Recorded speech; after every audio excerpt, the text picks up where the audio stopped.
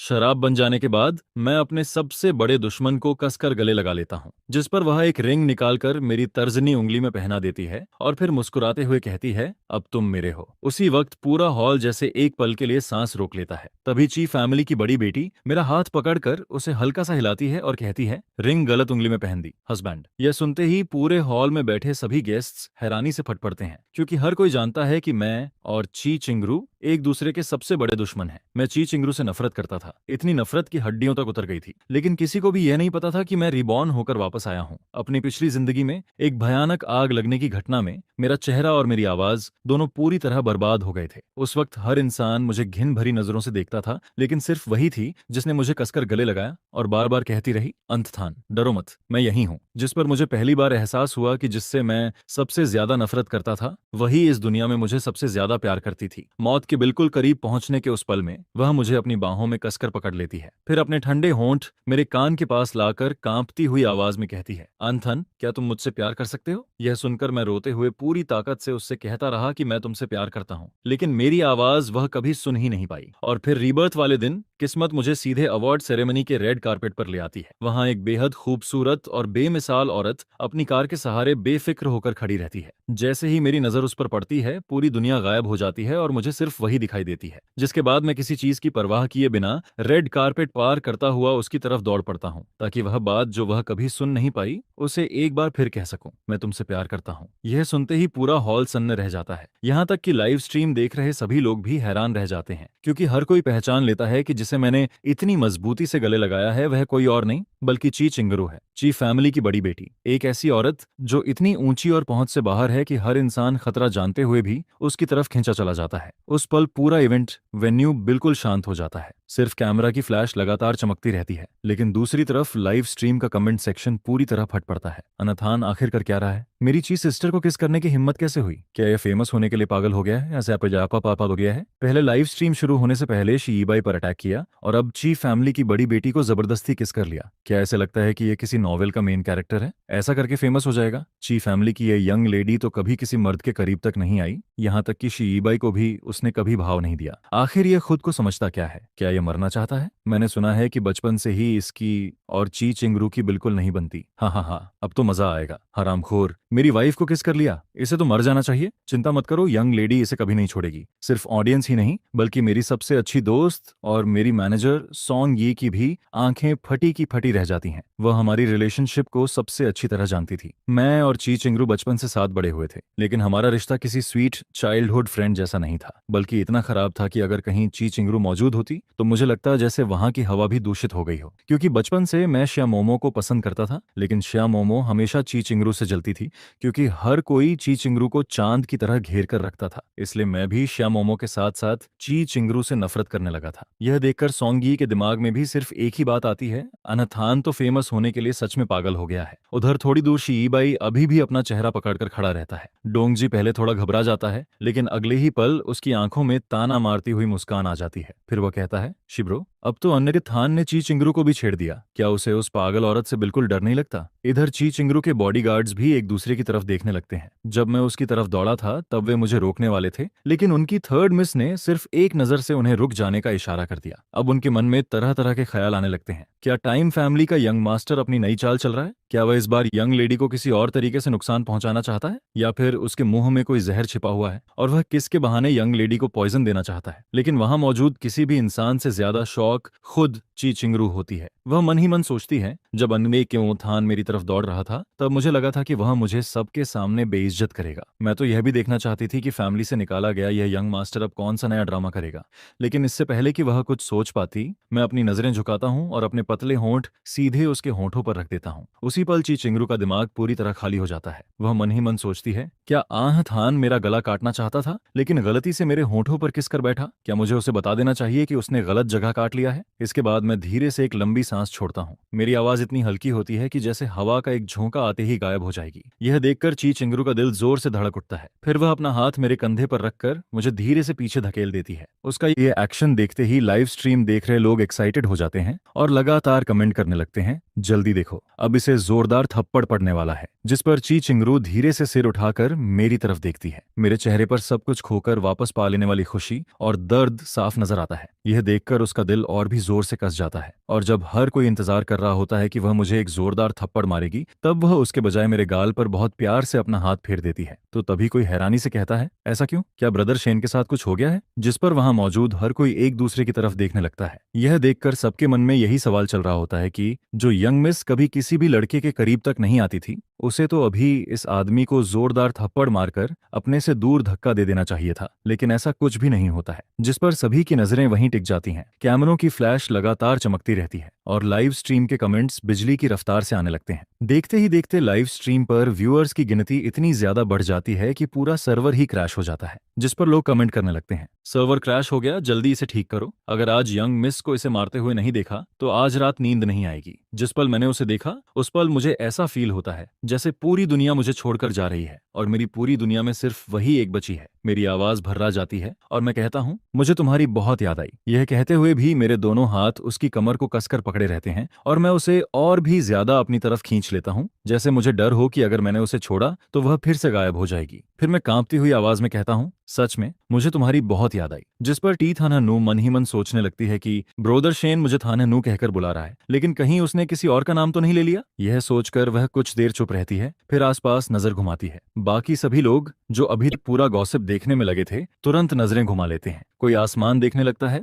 तो कोई जमीन। यह देखकर तेथाना नू समझ जाती है कि यहाँ बात करने की सही जगह नहीं है। जिसके बाद वह मेरी बांह पकड़कर मुझे अपनी कमर छोड़ने के लिए कहती है, लेकिन उसकी यह हरकत मुझे और ज्यादा घबरा देती है। जिस पर मैं उसे और कसकर पकड़ लेता हूँ और जल्दी से कहता हूँ, प्लीज मत जाओ, मुझे छोड़कर मत जाना, ठीक है? आगे से मैं तुम्हारी हर बात मानूंगा। जिस पर टी थाना नू के छोटे से खूबसूरत चेहरे पर बेबसी साफ नजर आने लगती है। फिर वह कहती है, मैं तुम्हें छोड़कर नहीं जा रही, चलो कार में बैठते हैं। लेकिन मुझे उसकी बात पर बिल्कुल भरोसा नहीं होता, इसलिए मैं जिद में उसे छोड़ता ही नहीं। फिर मैं कहता हूँ, मुझे डर लगता है अगर मैंने तुम्हें छोड़ दिया तो तुम फिर गायब हो जाओगी। मेरे लिए यह सब किसी खूबसूरत ड्रीम जैसा है, ऐसा सपना जिसे मैं किसी भी कीमत पर टूटने नहीं देना चाहता। यह सुनकर तेथानानू पूछती है, तो बताओ मैं क्या करूं कि तुम मुझे छोड़ दो? जिस पर मैं बिना सोचे कह देता हूँ, मुझे किस कर दो थानानू, बस एक बार मुझे किस कर दो ताकि मुझे यकीन हो जाए कि तुम रियल हो। इतना कहकर मैं उसके होंठों की तरफ झुकता हूँ, लेकिन अभी मैं उसकी गर्माहट फील भी नहीं कर पाता कि वह मुझे हल्के से पीछे धक्का दे देती है, जबकि मैं सच में उसे किस करना चाहता था, उसके होंठों की गर्माहट महसूस करना चाहता था, क्योंकि मैं दोबारा वैसा ठंडा एहसास नहीं चाहता था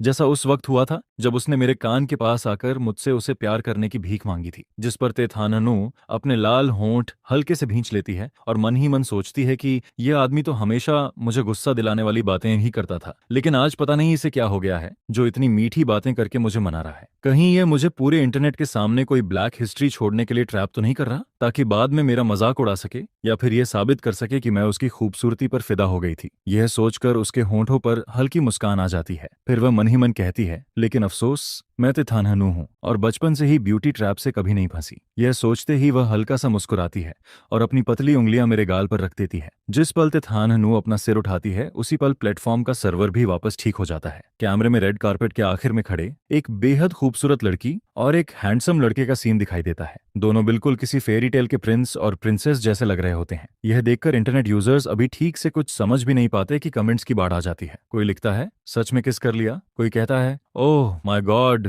किस हो गया? कोई कहता है, ये तो पूरा एक्सप्लोसिव मोमेंट था। इसके बाद इंटरनेट पर अलग अलग तरह की बातें शुरू हो जाती हैं। कुछ लोगों को लगता है कि मैंने टी फैमिली की यंग मिस की कोई कमजोरी पकड़ ली है और उसी से उसे धमका रहा हूँ। कुछ लोगों का मानना होता है कि मैंने उसे अपनी तरफ अट्रैक्ट कर लिया है। यहाँ तक कि कुछ लोग तो ये तक कहने लगते हैं कि मैंने उस पर कोई मैजिक स्पेल इस्तेमाल कर दिया है। लेकिन कुल मिलाकर किसी को भी ये यकीन नहीं होता कि तेथानानू ने मुझे अपनी मर्जी से किस किया होगा। इंटरनेट यूजर्स की नजर में मैं और तेथानानू हमेशा दो पैरेलल लाइंस की तरह हैं जो कभी नहीं मिल सकती। एक आसमान में है तो दूसरा जमीन पर। यहाँ तक कि कोई कमेंट करता है, बस इंतजार करो, जब यंग मिस को होश आएगा तब थोईथान बहुत बुरी तरह मरेगा। अगर वह नहीं मरा तो मैं सिर के बल चलूंगा। इसी बीच जब इंटरनेट पर हंगामा मचा हुआ होता है, तब सिल्वर गोसी की पीछे वाली बड़ी सीट पर मैं तेथानानू के बगल में बैठा उसे लगातार देख रहा होता हूँ, जबकि तेथानानू आराम से बैठी अपने फोन को हाथ में पकड़े रहती है। वह एक के बाद एक कई कॉल्स काट चुकी होती है, क्योंकि हर कोई सिर्फ गॉसिप जानना चाहता था। आखिर में वह फोन ही स्विच ऑफ कर देती है, फिर मेरी तरफ देखकर आराम लेकिन ठंडी आवाज में पूछती है, तो बताओ तुम्हारी याददाश्त चली गई है या फिर मेमोरी कंफ्यूज हो गई है, इसलिए किसी और को पहचान बैठे हो? जिस पर मैं तुरंत सिर हिलाकर कहता हूँ, नहीं, मैंने किसी को गलत नहीं पहचाना। यह कहते हुए मैं आदतन उसे फिर से गले लगाने के लिए हाथ बढ़ाता हूँ, लेकिन तेथानन हूँ अपनी पलकों को हल्का झुकाकर कहती है, मुझे हग मत करो, अच्छे से सीधे बैठो। बड़ी मुश्किल से मैंने तुम्हें अभी छोड़ा है और अब यहाँ कोई ऑडियंस भी नहीं है। उसके चेहरे पर हल्की नाराजगी साफ दिखाई देती है। फिर वह मन ही मन सोचती है कि यह आदमी बात करते ही मुझे हग क्यों करना चाहता है। आखिर इसे हुआ क्या है? क्या पहले हामैक मैक के साथ भी ये ऐसा ही करता था? जिस पर मेरा बढ़ा हुआ हाथ बीच में ही रुक जाता है। मेरी उंगलियां बस उसके कपड़ों को छूकर वापस आ जाती हैं और मैं उम्मीद भरी नजरों से उसे देखने लगता हूँ। तेथानहनु मुझे ऐसे देखती है जैसे सच में मैंने उसे छोड़ देने का दर्द झेला हो। यह देखकर वह मन ही मन सोचती है, नहीं, कुछ तो गड़बड़ है, यह दुश्मन आज बिल्कुल पहले जैसा नहीं लग रहा। इसके बाद वह अपने होंठ भींचकर आंखों की उलझन छिपाने की कोशिश करती है और मुझसे पूछती है, सच बताओ, तुमने मुझे गलत तो नहीं पहचान लिया? अगर नहीं तो क्या तुम्हें पता है कि मैं कौन हूँ? जिस पर मैं बिना हिचकिचाए कहता हूँ, तुम तेथानहनु हो। फिर हल्की आवाज में जोड़ता हूँ, मेरी थानहनु। यह सुनते ही तेथानहनु का दिल एक पल के लिए तेजी से धड़कने लगता है। फिर वह अपना हाथ मेरे माथे पर रखती है और सोचते हुए कहती है, कहीं सच में इसका दिमाग तो खराब नहीं हो गया? उसकी छोटी ठंडी हथेली मेरे माथे को छूती है और उसी पल मुझे वह आखिरी पल फिर से याद आ जाता है। उसकी बाहों की वह ठंडक मुझे फिर से फील होने लगती है। जिस पर मैं अपनी मुट्ठियां कस लेता हूँ और धीरे से कहता हूँ, मुझे बुखार नहीं है। यह सुनकर तेथानहनु अपना हाथ वापस खींच लेती है, फिर अपनी बाहें सीने पर बांधकर घमंड भरी नजरों से मुझे देखती है और कहती है, बोलो, इस बार मुझे परेशान करने के लिए कौन सा नया ड्रामा सोचकर आए हो? जिस पर तेथानहनु को अचानक कुछ याद आता है। अगर उसे सही याद है तो कल थॉई फैमिली की एक पार्टी है। उसने सुना था कि हाँ, मार्क मार्क ने रिंग भी खरीद ली है। शायद वह खुद थॉइनहाथ बाग को प्रपोज करने वाली है। हाँ, फैमिली और थॉई फैमिली भी दोबारा रिश्ता जोड़ने का सोच रहे हैं। 1 महीने पहले थॉइनिश्तबाज के किडनैप होने और लगभग होस्टेज बन जाने की वजह से मुझे थॉई फैमिली से निकाल दिया गया था। सारे सबूत मेरी तरफ इशारा कर रहे थे, जिस पर थॉई फैमिली के माता पिता मुझे पूरी तरह निराश हो गए और सबके सामने मुझसे अपना रिश्ता तोड़ने का ऐलान कर दिया। इसके साथ ही हाँ, मार्क मार्क के साथ मेरी एंगेजमेंट भी खत्म हो गई। यह सोचते ही तेथानहनु के चेहरे की मुस्कान गायब हो जाती है और उसकी नजरें मेरी तरफ पहले से भी ज्यादा ठंडी हो जाती हैं। फिर वह कहती है, थॉइथान, कहीं तुम हाँ मार्क मार्क को जलाने के लिए मेरा इस्तेमाल तो नहीं करना चाहते? कार से उतरने से पहले मैंने तुम्हें थॉइनहाथबाज को मारते हुए देखा था। उस वक्त मुझे सच में थोड़ी चिंता हुई थी। तुम्हारा गुस्सा पहले भी खराब था, लेकिन तुमने कभी पब्लिक में इतनी हद पार नहीं की थी। उस समय मुझे लगा था कि तुम हाँ मार्क मार्क की वजह से अपना कंट्रोल खो बैठे हो, इसलिए मैं जल्दी से कार से उतरी थी ताकि तुम्हारा साथ दे सकूं। लेकिन मुझे क्या पता था कि मैं खुद तुम्हें मेरे लिए मुसीबत खड़ी करने का मौका दे रही हूँ। जिस पर उसे वे 2 हल्के किस याद आते हैं और उसकी आंखें फिर से ठंडी हो जाती हैं। फिर वह मन ही मन सोचती है, तो थान, हाँ मार्क मार्क के लिए तुम खुद को भी कुर्बान कर सकते हो। अब इसे डांटूं या सीधे इस बेवकूफ को कार से बाहर फेंक दूं? मैं हैरानी से उसकी तरफ देखकर पूछता हूँ, हाँ मार्क मार्क कौन है? मैं उसे नहीं जानता। यह सुनकर तेथानहनु 2 सेकंड तक चुप रहती है, फिर आगे बैठी ड्राइवर वनतिन के कंधे पर हल्का सा हाथ रखकर कहती है, सीधे हॉस्पिटल नंबर 10 चलो, मेंटल हॉस्पिटल। वनतिन कुछ पल चुप रहती है, फिर कहती है, जी, 3rd मिस। जिसके बाद वह बिना एक पल गनवाए तुरंत गाड़ी हॉस्पिटल नंबर 10 की तरफ मोड़ देती है। यह देखकर मैं गहरी सांस लेते हुए मन ही मन सोचता हूँ, अब तो गड़बड़ हो गई। तेथानहनु सच में मुझे पागल समझ बैठी है। अब मैं रीबर्थ के शौक से पूरी तरह बाहर आ चुका हूँ और मुझे पूरा यकीन हो गया है कि मैं सच में वापस आ गया हूँ। लेकिन अगर मेमोरी लॉस का नाटक करने से वह मुझ पर भरोसा कर लेती है तो इसमें भी कोई बुराई नहीं है। वैसे भी मुझे उन लोगों से कोई मतलब नहीं है। मुझे सिर्फ मेरी थानहनु की परवाह है। इस दुनिया में मुझे सिर्फ उसे याद रखना है और सिर्फ उसी से प्यार करना है, बस इतना ही काफी है। जिस पर तेथानहनु मेरे कान के पास धीरे से कहती है, मैं तुम्हें आखिरी मौका दे रही हूँ, सच सच बताओ, आखिर तुम करना क्या चाहते हो? अगर सच नहीं बताया तो हॉस्पिटल नंबर 10 के अंदर जाने के बाद बाहर आने की उम्मीद मत करना। कार के अंदर हल्की रोशनी फैली हुई होती है। मैं उसकी ठंडी आंखों और चेहरे की तरफ देखकर शांत आवाज में कहता हूँ। उस पल मेरी आंखों के सामने वह सीन आ जाता है जब मैं जलने से पहले उसे आखिरी बार देख रहा था। पहले मुझे हमेशा लगता था कि उसकी आंखें हजारों साल पुरानी जमी हुई बर्फ जैसी ठंडी हैं, लेकिन बाद में मुझे पता चला कि उस बर्फ के नीचे खौलता हुआ प्यार छिपा हुआ है। उसका प्यार इतना गहरा था कि बर्फ भी पिघल जाए। जिस पर मैं उसकी आंखों में देखते हुए धीरे से कहता हूँ, मैं कुछ भी नहीं करना चाहता, मैं सिर्फ तुमसे प्यार करना चाहता हूँ। यह सुनते ही तेथानहनु का बनाया हुआ सारा सुकून एक पल में टूट जाता है। फिर वह कहती है, मुझसे प्यार करना चाहते हो? कैसे प्यार करोगे? उसके लाल होंठों पर हल्की सी ठंडी मुस्कान आ जाती है। फिर वह कहती है, थाईथान, क्या तुम्हें लगता है मैं इतनी बेवकूफ हूँ? जरूरत पड़े तो मैं तुम्हें याद भी दिला सकती हूँ कि आज सुबह क्लब हॉल में जब हमारी मुलाकात हुई थी तब तुमने मुझसे क्या कहा था? यह सुनकर मेरे दिमाग में क्वेश्चन मार्क भर जाते हैं। मैं मन ही मन सोचता हूँ, अब यह फ्लैशबैक भी आना था? ये तो बहुत पुरानी बात लग रही है। रुको, मुझे याद करने दो। मैं काफी देर सोचने के बाद याद करता हूँ कि आज सुबह सच में क्लब हॉल में हमारी मुलाकात हुई थी। वह लिफ्ट से बाहर निकली थी और मैं लिफ्ट के अंदर जा रहा था। हम दोनों बस एक दूसरे के पास से निकल गए थे। उस वक्त मैंने अपने पास खड़े सॉन्गी से कहा था, यहाँ थोड़ा एयर फ्रेशनर स्प्रे कर देना चाहिए, इस लिफ्ट में तो दम घुट रहा है। इतना कहकर मैंने उसे ताना मारना भी नहीं छोड़ा था। कितना बैड लक है। ये सोचते ही मेरी आंखें हल्की सी हिल जाती हैं, जिसे देखकर तिथानहनु मुस्कुरा देती है और मन ही मन कहती है, लगता है इसे सब याद आ गया। लेकिन अगले ही पल मेरी आंखें फिर से बिल्कुल मासूम हो जाती हैं, जैसे मुझे कुछ भी याद ना हो। फिर मैं कहता हूँ, नहीं, मुझे सच में याद नहीं है। उस वक्त मैंने तुमसे क्या कहा था? क्या मैंने यह कहा था कि तुम बहुत खूबसूरत लग रही हो, कि मैं तुम्हें बहुत पसंद करता हूँ और तुमसे बहुत प्यार करता हूँ? यह सुनते ही तिथानहनु अपना हाथ उठाती है और मेरे बाजू पर जोर से चुटकी काट देती है। फिर कहती है, मेरे सामने पागल बनने का नाटक मत करो, मैं तुम्हारे ट्रैप में आने वाली नहीं हूँ। इसके बाद मैं अपने कान को सहलाते हुए मासूम आवाज में पूछता हूँ, तो फिर थानहनु को कैसा लड़का पसंद है? जिस पर टी थानहनु घमंड से जवाब देती है, मुझे कोई भी टाइप पसंद नहीं है। लेकिन उसके इतना कहते ही मैं धीरे से उसके होंठों के करीब झुक जाता हूँ। यह देखकर टी थानहनु तुरंत होश में आती है, मुझे जोर से पीछे धक्का देती है। उसका चेहरा लाल हो जाता है और वह दांत भींचकर मुझे घूरने लगती है, जिस पर मैं उसकी आंखों में प्यार से देखता हूँ। मेरी आंखों में हल्की सी शरारत साफ दिखाई देती है। फिर मैं मुस्कुराकर पूछता हूँ, इतना भी काफी नहीं है क्या? यह कहते हुए मैं धीरे से उसकी कमर पकड़ लेता हूँ और उम्मीद भरी नजरों से पूछता हूँ, तो फिर इस बार तुम मुझे किस वापस कर दो, ठीक है? आगे ड्राइवर सीट पर बैठी वनतिन यह सब सुनकर मन ही मन एक्साइटेड हो जाती है और सोचती है, बिल्कुल करना चाहिए थर्ड मिस, सीधा किस कर दीजिए। आखिरकार आपकी भी लव स्टोरी शुरू होने वाली है। जिस पर तिथन्यू की नजरें अपने आप मेरे होंठों पर टिक जाती हैं। वह धीरे से अपने लाल होंठ भींचती है और कहती है, चाहते हो कि मैं तुम्हें किस करूं? एक पल के लिए उसके मन में हाँ कहने का ख्याल आता है, लेकिन जब वह मुंह खोलती है तो दांत भींचकर सिर्फ इतना कहती है, सपने देखते रहो। यह सुनते ही मेरी आंखों की सारी चमक एक पल में गायब हो जाती है। मैं उदास होकर सिर नीचे झुका लेता हूँ, जिसे देखकर तिथानहनु अपने बेकाबू होते दिल की धड़कनों को बड़ी मुश्किल से संभालने लगती है। वह मन ही मन सोचती है, मैं इसे अपने झांसे में नहीं आने दूंगी। क्या इसे लगता है कि ऐसा करके यह मुझे अपनी तरफ अट्रैक्ट कर लेगा? यह सोचकर वह चुपचाप थोड़ा पीछे हट जाती है और मुझसे थोड़ी दूरी बनाकर खड़ी हो जाती है। फिर हल्की सी अजीब आवाज में, जिसका एहसास उसे खुद भी नहीं होता, पूछती है, तुम्हें यह सब किसने सिखाया? हाँ, माक माक ने। जिस पर मैं तुरंत कहता हूँ, थॉथान, मैं सच कह रहा हूँ। मैंने पहले भी कहा था, मैं हाँ माक माक को जानता तक नहीं हूँ। तुम बार बार उसी का नाम क्यों ले रही हो? आखिर वह है कौन? और फिर यह सब तो तुमने ही मुझे सिखाया था। वैसे भी हाँ माक माक मुझे पसंद नहीं करती। यह सुनकर टीथान का सब्र लगभग खत्म होने लगता है। वह परेशान होकर कहती है, थोईथान, आखिर कब तक यह नाटक करते रहोगे? जिसके जवाब में मेरा चेहरा उदास हो जाता है और मैं धीरे से कहता हूँ, मैं तो सिर्फ सच बोल रहा हूँ। मैं सिर्फ तुमसे प्यार करना चाहता हूँ, सिर्फ तुमसे। फिर भी तुम मुझ पर भरोसा क्यों नहीं करती? जिस पर मैं मन ही मन सोचने लगता हूँ, आखिर इस वक्त तिथानहनु को मनाना इतना मुश्किल क्यों है? मुझे तो लगा था कि जैसे ही मैं उससे अपने दिल की बात कहूंगा वह तुरंत मान जाएगी। क्या अभी तक उसे मुझसे प्यार ही नहीं हुआ? तिथानहनु अपनी शरारती आंखों से कुछ सेकंड तक लगातार मुझे देखती रहती है, फिर पूछती है, सच में हाँ माक माक को नहीं जानते? जिस पर मैं तुरंत सिर हिलाकर कहता हूँ, हाँ। यह सुनकर तिथानहनु हल्का सा मुस्कुराती है और नकली नाराजगी दिखाते हुए कहती है, सिर्फ मुझसे प्यार करना चाहते हो? मैं फिर से जल्दी जल्दी सिर हिला देता हूँ। यह देखकर वह कुछ पल सोचती है, फिर अचानक हंस पड़ती है और कहती है, ठीक है, ऐसा नहीं है कि मैं तुम्हारी बात पर भरोसा नहीं करती, लेकिन पहले तुम्हें इसे साबित करना होगा। जिस पर मैं हैरानी से पूछता हूँ, कैसे साबित करूं?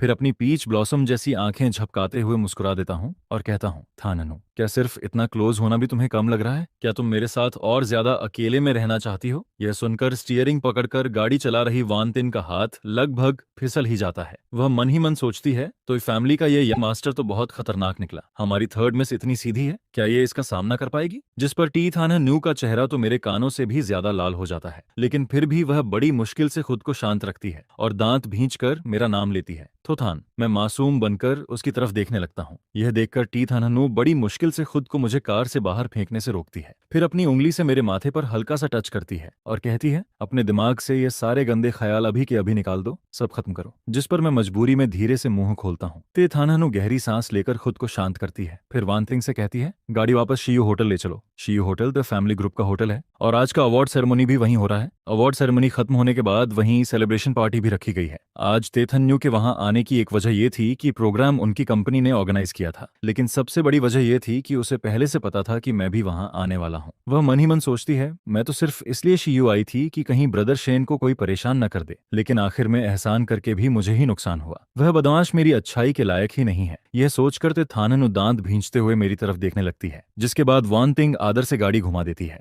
मैं हैरानी से पूछता हूँ, वापस वहां क्यों जा रहे हैं? जिस पर टी थान हनु आराम से सीट पर टिक जाती है। उसके चेहरे पर फिर वही आलसी सा एक्सप्रेशन लौट आता है, लेकिन उसकी आवाज में हल्की सी चुभन होती है। फिर वह कहती है, जाहिर सी बात है, तुम्हें खुद को साबित करने का मौका देने के लिए, ताकि मुझे पता चले कि तुम्हारा मुझे पसंद करने वाला दावा कितना सच्चा है। यह सुनकर मैं हल्का सा भौहें सिकोड़ लेता हूँ। मुझे अच्छी तरह याद है, पिछले जन्म में भी इसी सेलिब्रेशन पार्टी के दौरान शिव होटल में मुझे फंसाया गया था। जब मेरी आंख खुली थी तब मैं तेथान्नु के साथ उसी कमरे में था। वह पूरी घटना इतनी अजीब थी कि मैं पूरी तरह टूट गया था। मेरी पहली रिएक्शन यही थी कि मैं तेथान्नु को तुरंत वहां से जाने के लिए कहूं, लेकिन वह उस समय भी काफी शांत थी। उसने मुझसे कहा था कि वह मुझसे शादी करेगी, जबकि मैंने ठंडी आवाज में उसे वहां से चले जाने को कह दिया था। अगर मुझे सही याद है तो जिस वाइन में ड्रग मिलाया गया था वह ग्लास हमक मक ने खुद अपने हाथों से मुझे दिया था। यह सोचकर मैं कार की हल्की रोशनी में तेथान्नु की तरफ देखने लगता हूँ। वह आंखें बंद करके आराम कर रही होती है। उसका छोटा सा खूबसूरत चेहरा हमेशा की तरह बेहद आकर्षक लग रहा होता है। पहले हाँ माक माक की बातों में आकर मुझे हमेशा लगता था कि तेथान्नु बहुत फेक है और किसी को अपने करीब नहीं आने देती, लेकिन बाद में मुझे समझ आया कि असल में मैं ही उसके करीब आने से डरता था, जिस पर सीन वापस रियलिटी में आ जाता है। अवार्ड सेरेमनी अभी भी चल रही होती है, जबकि जिन लोगों को अवार्ड देखने में कोई दिलचस्पी नहीं होती वे सभी सेलिब्रेशन हॉल में जमा हो चुके होते हैं।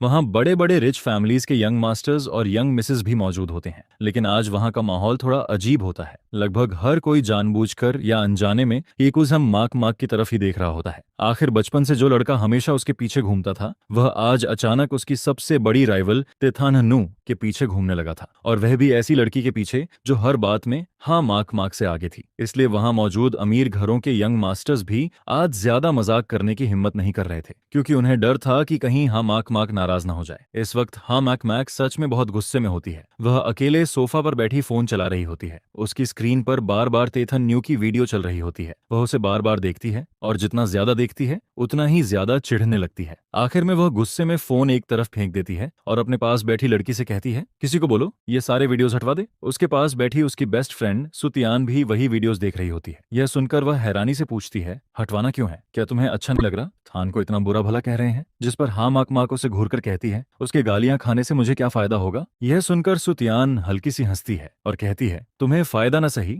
लेकिन थॉइन हाथ बाज को तो फायदा है। जितनी थॉई थान की बदनामी होगी उतनी ही थॉइन हाथ बाज की इमेज अच्छी बनेगी। तुम तो थॉइन हाथ बाज को इतना पसंद करती हो, फिर अभी भी थॉई थान की इतनी चिंता क्यों कर रही हो? यह सुनते ही हाम माक माक और भी ज्यादा परेशान हो जाती है। फिर सुतियान हैरानी से पूछती है, क्या हुआ? मैंने कब कहा कि मुझे थॉइन हाथ बाग पसंद है? उसके चेहरे पर पूरा कंफ्यूजन साफ दिखाई देता है। फिर वह हाँ माक माक की तरफ देखकर कहती है, माक माक तुम्हारा मतलब क्या है? कहीं ऐसा तो नहीं कि जिसे तुम सच में पसंद करती हो वह थॉई थान है? हाँ मैक कुछ नहीं बोलती, लेकिन उसका चुप रह जाना ही सबसे बड़ा जवाब बन जाता है।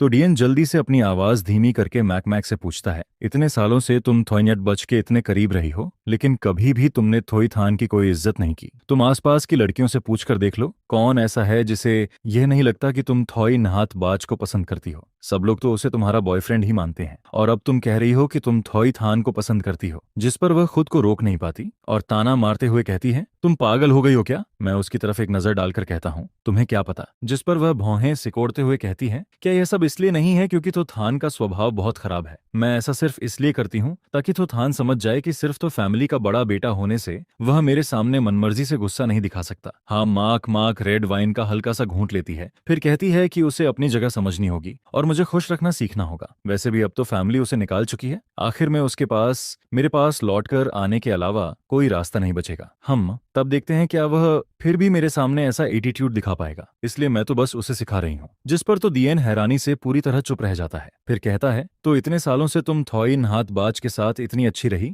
लेकिन थॉई थान के साथ हमेशा ठंडी रही, सिर्फ उसे सबक सिखाने के लिए, ताकि वह तुम्हारी बात ज्यादा माने। सच में तुम तो कमाल की लड़की हो। यह सुनकर वह इतना शॉक हो जाता है कि आंखें तक घुमाने का मन करने लगता है। फिर पूछता है, तो क्या कल भी तुम थॉइन हाथ बाज को शादी के लिए प्रपोज करने वाली हो? जिस पर हाँ माक माक आराम से कहती है, मेरा हस्बैंड सिर्फ थॉई थान ही हो सकता है। तो डियन कुछ देर चुप रहता है, फिर उसे याद दिलाता है, लेकिन अभी तो वह तुम्हारे पास वापस नहीं आया, वह तो थानू के पास चला गया है। हाँ, माक माक अपने हाथ में पकड़े ग्लास से खेलते हुए कहती है, कहीं ऐसा ना हो कि दोनों तरफ से सब कुछ खो बैठो और आखिर में किसी और के हस्बैंड को ही सिखाती रह जाओ। जिस पर वह बिना घबराए कहती है, अभी मैंने उसे पूरी तरह नहीं सिखाया है, अभी वह इतना आज्ञाकारी नहीं बना। शायद उसे पता चला कि मैं कल थॉई नहात बाज को प्रपोज करने वाली हूँ, इसलिए पहले उसने थॉई निश्त बाज को मारा और फिर तेथान नू के पास चला गया। उसे लगा होगा कि ऐसा करके मैं पछता जाऊंगी। यह कहते हुए वह हल्का सा हंसती है, फिर कहती है, थॉई थान भी बिल्कुल दिमाग नहीं लगाता। तेथान नू को तो पता है कि वह मेरे पीछे पागलों की तरह घूमता है, क्या वह उसकी तरफ देखेगी भी? यह तो खुद अपनी बेइज्जती करवाने जैसा है। हाँ, माक माक एक और घूंट पीकर बड़े आराम से कहती है, फिक्र मत करो, ज्यादा समय नहीं लगेगा, वह खुद मेरे पास वापस आएगा और मुझसे माफी मांगते हुए मुझे मनाएगा। उसकी बात खत्म हुए बस कुछ ही सेकंड हुए थे कि पार्टी हॉल का भारी दरवाजा धीरे से खुलता है, जिस पर पूरे हॉल में बैठे लोग उधर देखने लगते हैं और सबके चेहरे हैरानी से जम जाते हैं। एक बेहद शानदार ऑरा वाली महिला आराम से अंदर आती है और उसके साथ मुझे भी अंदर आते हुए सब लोग देखते हैं। यह देखकर हाँ माक माक तुरंत सीधी बैठ जाती है और लगातार मेरी तरफ देखने लगती है। तेथान मुस्कुराकर हाँ माक माक की तरफ देखती है, फिर मेरी उंगलियों में अपनी उंगलियां फंसा लेती है। इसके बाद हम दोनों जाकर एक खाली सोफा पर बैठ जाते हैं, पता नहीं जानबूझकर या यूं ही, लेकिन तेथान ठीक हाँ माक माक के सामने वाली जगह पर बैठती है, जहां दोनों के बीच करीब 10 से 15 मीटर की दूरी होती है। पूरे हॉल में अचानक सन्नाटा छा जाता है, जिस पर हाँ माक माक नखरे वाले अंदाज में कहती है, तो थान इधर आ जाओ। तेथान हल्के से मुस्कुराती है, सोफा से टिककर बैठती है और प्यार से पूछती है, क्या तुम वहां जाना चाहते हो? यह कहते हुए वह मेरे हाथ से खेलती रहती है। मैं सिर हिलाकर कहता हूँ, नहीं, मैं उसके साथ कंफर्टेबल नहीं हूँ, मैं नहीं जाऊंगा। मेरी यह बात वहां मौजूद हर इंसान सुन लेता है, हाँ माक माक भी। यह सुनते ही हाँ माक माक गुस्से से गाल फुलाकर कहती है, थॉथान मैं तुम्हें आखिरी मौका दे रही हूँ, अभी के अभी यहाँ आ जाओ। जिस पर तेथान नू की आंखें हल्की सी चमकती हैं। वह होंठ सिकोड़कर मेरे कान के पास आती है और धीरे से कहती है, थोथान क्या तुम यह साबित नहीं करना चाहते कि तुम मुझसे प्यार करते हो? उसकी गर्म सांसें मेरे दिल की धड़कन और तेज कर देती हैं। फिर वह हल्की सी मुस्कुराकर पूछती है, तो क्या तुम हाँ में नक के सामने मुझे किस करने की हिम्मत रखते हो? यह सुनते ही मेरी आंखें चमक उठती हैं। तेथान नू को अचानक कुछ गलत होने का एहसास होता है, लेकिन अगले ही पल मैं बिना झिझके उसे किस कर देता हूँ, जिस पर चारों तरफ से हैरानी भरी सांसों की आवाज आने लगती है और पूरा हॉल पहले से भी ज्यादा शांत हो जाता है। सबके मन में बस एक ही सवाल आता है, ये ऐसा करने की हिम्मत कैसे कर सकता है? आज यह कितनी बार हो चुका है? अगर वह सच में हाँ माक माक को जलाना चाहता है, तो क्या उसे नहीं लगता कि यह तरीका कुछ ज्यादा ही खतरनाक है? कहीं हाँ माक माक पूरी तरह पागल ही ना हो जाए। तभी पास से एक महिला की ठंडी हंसी सुनाई देती है, जिस पर तेथानहनु तुरंत मुड़कर पीछे देखती है। वह हाँ माक माक की तरफ देखकर पूछती है, हाँ यंग मिस, आखिर आप करना क्या चाहती हैं? वह नजर घुमाकर देखती है कि हाँ माक माक कई बार उठने की कोशिश कर चुकी है। शायद वह हमारी तरफ आना चाहती थी, लेकिन एक दूसरी महिला लगातार उसका रास्ता रोक रही थी। वह महिला और कोई नहीं बल्कि तेथानहनु की दोस्त तोंग उयेन उयेन थी। जब तेथन्यू अंदर आई थी तब उसकी फ्रेंड्स उसके पास आने वाली थीं, लेकिन मुझे उसके साथ देखकर उन्होंने पहले हालात देखने का फैसला किया। तोंग उयेन उयेन कहती हैं, इंटरनेट पर चल रही सारी वायरल न्यूज तो मैंने देख ली थी, बस अफसोस यही था कि लाइव नहीं देख पाई। लेकिन किस्मत देखो, यहाँ तो पूरा लाइव शो देखने को मिल गया। वह हैरान भी होती है और साथ ही हाँ माक माक पर लगातार नजर भी रखती है। बिना एक सेकंड सोचे वह सीधे उसका रास्ता रोक देती है, फिर कहती है, मजाक कर रही हो क्या? मेरी फ्रेंड थाना नू की इतनी अच्छी बात मैं तुम्हारे जैसी पागल लड़की से खराब नहीं होने दूंगी, बिल्कुल भी नहीं। जिस पर हाँ माक माक होंठों पर ताना भरी मुस्कान लाकर कहती है, हट जाओ। तोंग उयेन उयेन ठंडी आवाज में जवाब देती है, तुमने कहा और मैं हट जाऊं? क्या मुझे अपनी इज्जत की कोई परवाह नहीं है? हाँ म्याक म्याक गुस्से से कहती है, मैं आखिरी बार कह रही हूँ, हट जाओ। तोंग उयेन उयेन कंधे उचकाकर शरारती मुस्कान के साथ कहती है, नहीं हटूंगी, अब जो करना है कर लो। यह सुनकर हाँ म्याक म्याक का चेहरा और सख्त हो जाता है। वह अपना हाथ उठाकर सीधा तोंग उयेन उयेन के चेहरे की तरफ उंगली कर देती है, जिस पर तोंग उयेन उयेन एक कदम पीछे हटती है और कहती है, अपनी उंगली नीचे करो। मुझे सबसे ज्यादा नफरत तब होती है जब कोई मेरे चेहरे पर उंगली करता है। यह देखते ही वहां का माहौल तुरंत बेहद तनावपूर्ण हो जाता है और बाकी लोग तो जोर से सांस लेने की भी हिम्मत नहीं कर पाते। तभी मुझे समझ आता है कि थानहनु जिस बात को साबित करने की बात कर रही थी उसका मतलब यही था। उसे अब तक यकीन नहीं था कि मैं उससे प्यार करता हूँ। वह अब भी यही सोच रही थी कि मैं सिर्फ उसका इस्तेमाल कर रहा हूँ। उसे लगा था कि हाँ म्याक म्याक के सामने मैं उसे किस करने की हिम्मत नहीं करूंगा, लेकिन उसने यह बिल्कुल नहीं सोचा था कि मैं ऐसा अपनी मर्जी से पूरे दिल से करूंगा। जिस पर तेथानहनु यह सब देखकर हल्का सा मुस्कुराती है और कहती है, बस अब काफी है। उसके इतना कहते ही पूरा हॉल एकदम शांत हो जाता है और वहां मौजूद दर्जनों लोग एक साथ तेथानहनू की तरफ देखने लगते हैं। फिर वह ठंडी आवाज में कहती है, मेरी जगह को गंदा मत करो। यह सुनते ही सब लोगों पर जैसे ठंडा पानी पड़ जाता है। आखिर यह जगह टी फैमिली की थी और यहाँ कोई भी हंगामा करना किसी के लिए भी सही नहीं था। जिस पर कुछ लोग हाँ माक माक की तरफ देखने लगते हैं, मानो पूछ रहे हों कि अब आगे क्या करना है। हाँ माक माक लगातार मेरी तरफ घूरती रहती है। तभी तो डीएन जल्दी से मेरे पास आता है और कहता है, थाईथान, तुम्हें दिखाई नहीं दे रहा कि कोई माक माक को परेशान कर रहा है? जल्दी इधर आकर उसकी मदद करो। यह सुनकर वहां मौजूद सभी लोग फिर से मेरी तरफ देखने लगते हैं, जिनमें तेथाननू भी शामिल होती है। मैं सिर झुकाकर ऐसे बैठा रहता हूँ जैसे मैंने उसकी एक भी बात नहीं सुनी हो। जिस पर तेथाननू हल्के से होंठ भींच लेती है। शायद मेरी अभी की बातें सच में उसके दिल तक पहुंच गई थीं। वहीं दूसरी तरफ हमकमैक अब और ज्यादा बर्दाश्त नहीं कर पाती। जब से मैं हॉल में आया था,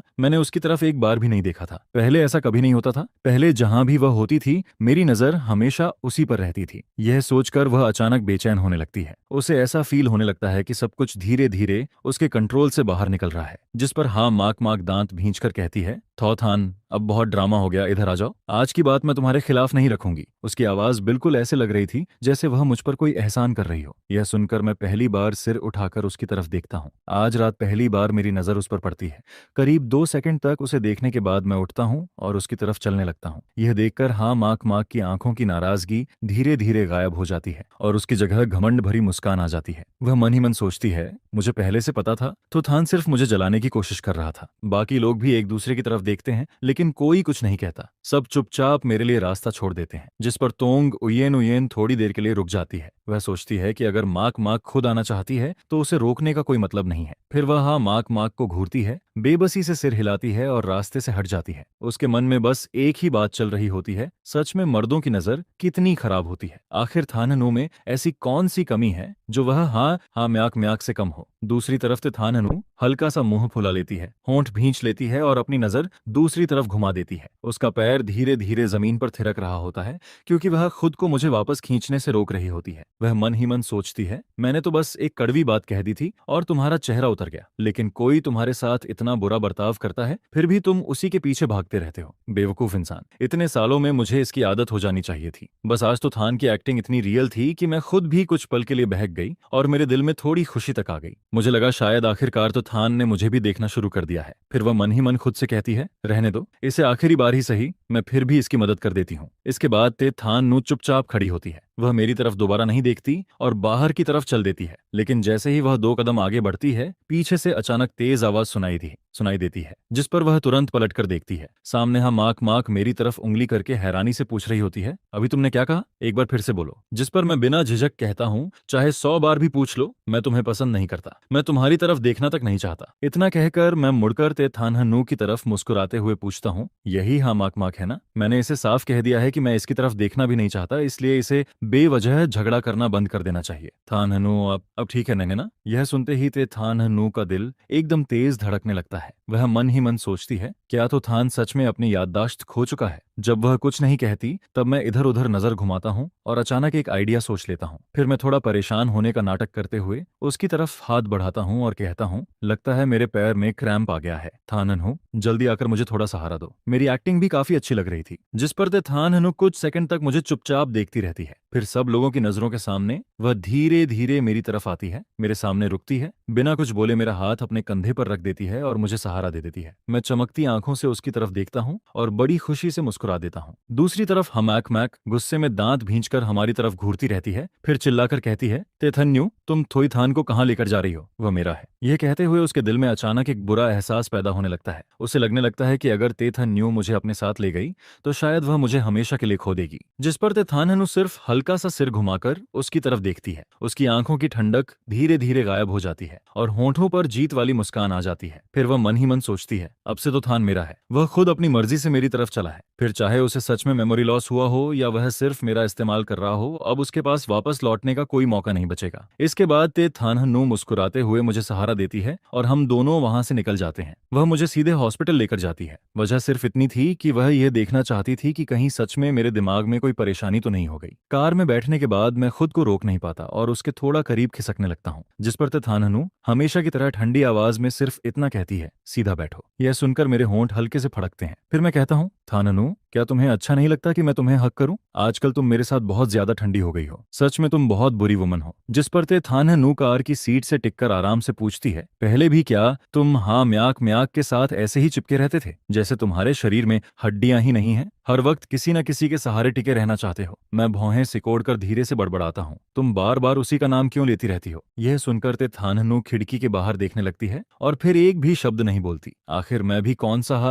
हाँ म्याक म्याक की बात करना चाहती थी। मैं आखिर हाँ म्याक म्याक को कितने सालों से पसंद करता रहा हूँ। क्या मैं सच में सब कुछ भूल गया हूँ? इसके बाद हॉस्पिटल पहुंचते ही ते थाननु मेरे लिए पूरा बॉडी चेकअप अरेंज करवा देती है। यहाँ तक कि साइकेट्रिक डिपार्टमेंट का चेकअप भी शामिल होता है, जिस पर मैं चुपचाप सब कुछ मान लेता हूँ। अगर यह सब करने से थाननु को तसल्ली मिलती है तो चेकअप करवा लेने में क्या बुराई है। बाकी सारे टेस्ट तो आराम से हो जाते हैं, लेकिन जब साइकेट्रिस्ट के सामने बैठता हूँ तब वह मुझसे एक के बाद एक बहुत सारे सवाल पूछता है। डॉक्टर जो भी पूछता है मैं हर बार यही कहता हूँ कि मुझे नहीं पता, लेकिन जैसे ही वह ते थाननु के बारे में पूछता है मेरी आंखें तुरंत चमक उठती हैं। काफी देर तक डायग्नोसिस करने के बाद डॉक्टर का एक्सप्रेशन थोड़ा अजीब हो जाता है। फिर वह आखिर में रिपोर्ट पर 3 शब्द लिखता है और बाहर इंतजार कर रही ते थाननु को दे देता है। उसके चेहरे पर हल्की सी अजीब मुस्कान होती है। वह रिपोर्ट उसके हाथ में देकर कहता है, फिक्र मत करो, मेंटल कंडीशन बिल्कुल नॉर्मल है, कोई बड़ी प्रॉब्लम नहीं है, बस एक छोटी सी बीमारी है। मैं डॉक्टर के पीछे पीछे बाहर आता हूँ। तभी पता चलता है कि डॉक्टर और ते थाननु पहले से एक दूसरे को जानते हैं। डॉक्टर मुड़कर मेरी तरफ मुस्कुराता है, फिर थाननु से कहता है कि उसे अभी और काम है, तुम दोनों आराम से बात करो, जिस पर मैं जल्दी से उसे थैंक यू कहता हूँ। डॉक्टर के वापस ऑफिस में जाते ही मैं ते थाननु के सामने पहुंचता हूँ और मासूम चेहरे से पूछता हूँ, डॉक्टर ने क्या कहा? जिस पर ते थाननु रिपोर्ट की तरफ एक नजर डालती है, फिर थोड़ा उलझे हुए एक्सप्रेशन के साथ वह रिपोर्ट मुझे पकड़ा देती है और कहती है, खुद ही देख लो। मैं रिपोर्ट लेकर नीचे डायग्नोसिस वाले हिस्से पर नजर डालता हूँ। उसमें लिखा होता है कि शरीर और दिमाग दोनों में कोई फिजिकल प्रॉब्लम नहीं है, बस इमोशनल प्रॉब्लम की वजह से मन प्रभावित हुआ है, बाकी मेंटल स्टेट बिल्कुल नॉर्मल है। ये पढ़कर मैं थोड़ा कंफ्यूज हो जाता हूँ और पूछता हूँ, इसका मतलब क्या है? जिस पर ते थाननु हल्की सी सांस छोड़ते हुए कहती है, इसका मतलब है कि तुम्हें लव सिकनेस हो गई है। यह सुनते ही मैं तुरंत सिर हिला देता हूँ और मेरे चेहरे पर खुशी साफ दिखाई देने लगती है। फिर मैं कहता हूँ, यह डॉक्टर तो लोगों को बिल्कुल सही पहचानता है। दूसरी तरफ ते थाननु पूरी रिपोर्ट दोबारा शुरू से आखिर तक पढ़ती रहती है। उसके मन में तरह तरह के सवाल चल रहे होते हैं। अगर उसके शरीर में सच में कोई दिक्कत नहीं है और अगर वह सिर्फ मेरे करीब आने के लिए एक्टिंग कर रहा है, तो आखिर उसका असली मकसद क्या है? अगर वजह हाँ माक माक नहीं है, तो फिर ऐसी कौन सी बात है जिसके लिए तो थान सब कुछ दांव पर लगा दे? क्या वह सच में अपनी मर्जी से मेरे पास आ रहा है,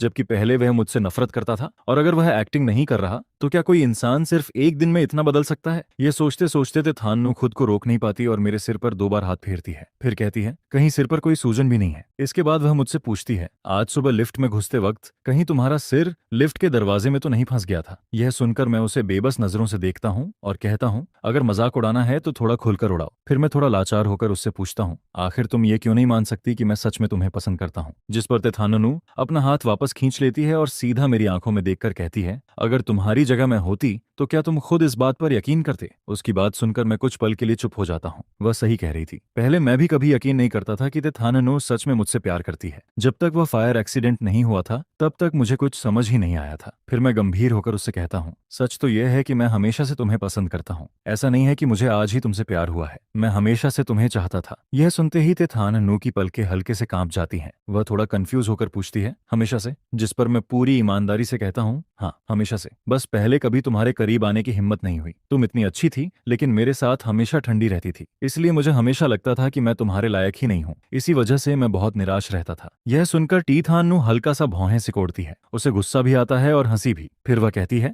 थोथान, उल्टा चोर कोतवाल को डांटे वाली बात मत करो, हमेशा तुम ही मेरे साथ ठंडा बर्ताव करते थे। जिस पर मैं तुरंत सफाई देता हूँ, मैं ऐसा इसलिए करता था क्योंकि मैं तुम्हें पा नहीं सकता था, इसलिए प्यार धीरे धीरे नाराजगी में बदल गया। यह सुनकर टी थाननु और ज्यादा दांत भींच लेती है और कहती है, अपनी मीठी बातों से मुझे बेवकूफ बनाने की कोशिश मत करो, बात घुमाने का कोई फायदा नहीं है। मैं बेबस होकर मुस्कुरा देता हूँ और कहता हूँ, क्या तुम एक बार भी मुझे मौका नहीं दोगी? मैं इतने सीरियस होकर तुम्हें कन्फेस कर रहा हूँ। यह सुनकर ते थाननु कुछ देर तक चुप रहती है। फिर वह अपने मन का गुस्सा दबाती है, मुड़ती है और वहां से जाने लगती है। मैं वहीं खड़ा उसकी जाती हुई पीठ देखता रहता हूँ। जब मुझे लगता है कि वह बिल्कुल भी रुकने वाली नहीं है, तब मैं धीरे से उसे आवाज देता हूँ, थाननु। जिस पर ते थाननु रुक जाती है और पीछे मुड़कर मेरी तरफ देखती है। मैं हल्के से आंखें झपकाकर नरम आवाज में कहता हूँ, थाननु, मेरे पैर में दर्द हो रहा है, चला नहीं जा रहा। यह सुनते ही तेथाननु समझ जाती है कि मैं फिर से बहाना बना रहा हूँ। वह मन ही मन ठंडी सांस लेकर कहती है, तो फिर यहीं खड़े रहो, चलना है या नहीं यह तुम्हारी मर्जी है। इतना कहकर वह फिर से आगे बढ़ जाती है, लेकिन इस बार मैं सच में वहीं खड़ा रहता हूँ, ना हिलता हूँ और ना ही कुछ बोलता हूँ। जब टीथानहनु लगभग लिफ्ट के दरवाजे तक पहुंच जाती है तब वह कुछ पल के लिए आंखें बंद करती है, फिर बिना देर किए वापस मेरी तरफ लौट आती है। वह दांत भींचकर धीरे से मेरे कान में कहती है, थोथान, पिछले जन्म में मैंने जरूर तुम्हारा कोई कर्ज लिया होगा।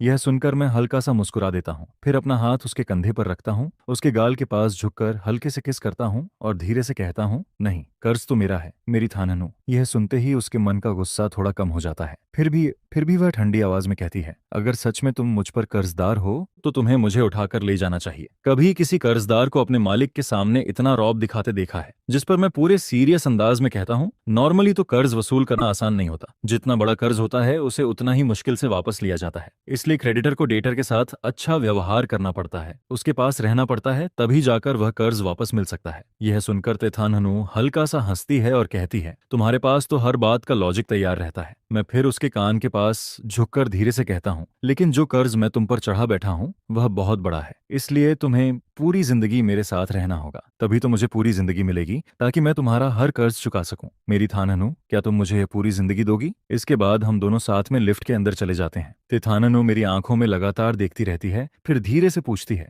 थोईथान, क्या तुम्हें पता भी है कि पूरी जिंदगी का मतलब क्या होता है? जिस पर मैं बिना नजर हटाए उसकी आंखों में देखते हुए जवाब देता हूँ, बिल्कुल पता है। इसका मतलब है पूरी जिंदगी कभी तुम्हारा साथ नहीं छोड़ूंगा, हमेशा तुम्हारे साथ रहूंगा और बुढ़ापे तक तुम्हारा हाथ नहीं छोड़ूंगा। इसके बाद पता चलता है कि तेथाननु अब उसी अपार्टमेंट बिल्डिंग में रहती है जहां मैं रहता हूं। वह ऊपर वाली फ्लोर पर रहती है और मैं नीचे वाली फ्लोर पर। जब मुझे थॉई फैमिली से निकाल दिया गया था तब कुछ समय के लिए मेरे पास रहने की कोई जगह नहीं थी। उस वक्त तोंगनी ने मेरे लिए यह अपार्टमेंट रेंट पर लिया था। बाद में मुझे पता चला कि यह अपार्टमेंट असल में तेथाननु का ही था। उसी ने चुपचाप तोंगनिशी को बहुत कम किराए पर यह जगह दी थी। इसके बाद तेथाननु मुझे मेरे घर तक छोड़ने आती है, जिस पर मैं उससे उम्मीद भरी नजरों से पूछता हूँ, क्या सच में मैं आज रात तुम्हारे घर नहीं रुक सकता? तेथाननु बस मेरी तरफ एक नजर डालती है और कहती है, थोड़ा तो शर्म कर लो। यह सुनकर मैं मजबूरी में धीरे धीरे वापस जाने लगता हूँ, लेकिन चलते चलते बार बार मुड़कर उसे देखता रहता हूँ। वहीं टीथाननु लिफ्ट के पास खड़ी मुझे ऐसे देख रही होती है जैसे मैं दुनिया का सबसे परेशान करने वाला इंसान हूँ। आखिर मैं मन मारकर अपने घर के अंदर चला जाता हूँ, जिस पर जैसे ही टीथाननु देखती है कि मैंने ठीक से दरवाजा बंद कर लिया है, उसके चेहरे की सारी नाराजगी तुरंत खुशी में बदल जाती है। उसके होंठों पर मुस्कान आ जाती है, लेकिन वह उसे दबाने की कोशिश करती है। आज की रात उसके लिए किसी रोलर कोस्टर से कम नहीं थी। एक के बाद एक इमोशन उसके दिल में उठ रहे थे। हॉस्पिटल की लिफ्ट में मैंने जो कहा था कि मैं पूरी जिंदगी तुम्हारा साथ नहीं छोड़ूंगा और बुढ़ापे तक तुम्हारे साथ रहूंगा, वही बातें अब भी उसके कानों में गूंज रही थीं। लेकिन उसे अब भी सब कुछ किसी सपने जैसा लग रहा था। उसे यकीन ही नहीं हो रहा था कि यह सब सच में हुआ है। उसे क्या पता था कि मेरी हर बात और हर हरकत उसकी कई सालों से दबाई हुई भावनाओं को फिर से जगा रही थी। सिर्फ वही जानती थी कि अभी कुछ देर पहले उसने कितनी मुश्किल से खुद को रोका था, वरना वह मुझे सीधे अपने घर ले जाती। इसके बाद तेथाननु